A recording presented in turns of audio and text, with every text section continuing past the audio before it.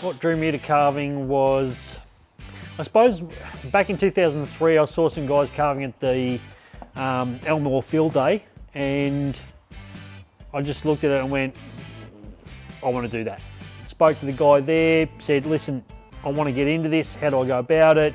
He said, I'd love to teach you, but I'm heading back to Canada tomorrow, so look, what you want to do is, you know, get yourself a carving bar and blah, blah, blah. And he gave me some hints and tips, and yeah, I basically went to my local steel dealer and said, listen, you know, have you got this thing called a carving bar?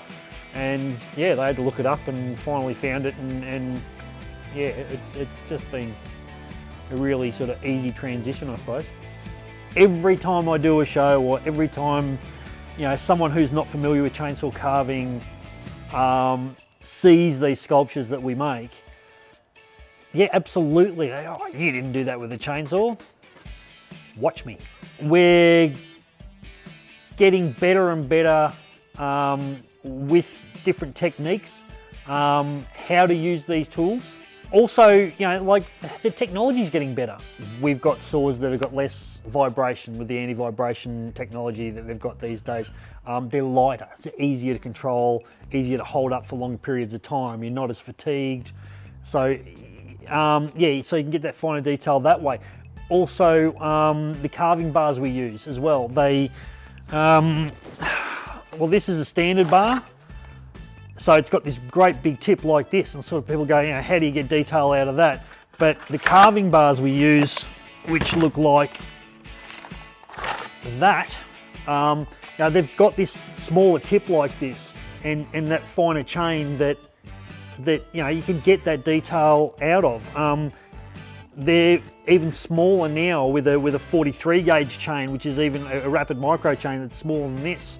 So, you know, it's just pushing those boundaries each time, you know, and adapting different equipment.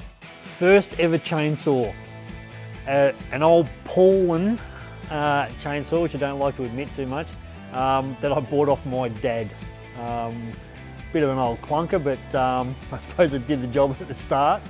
And then, yeah, I suppose once I really got into carving, I needed a smaller saw, and then I needed another saw and a mid-range saw and a bigger saw and one that did this and one that did that, and I think I'm up to 23 now. And yeah, so that's about it. Yeah, it'd have to be, one of my favourites have to be the Revenant from Doom that I did for Bethesda.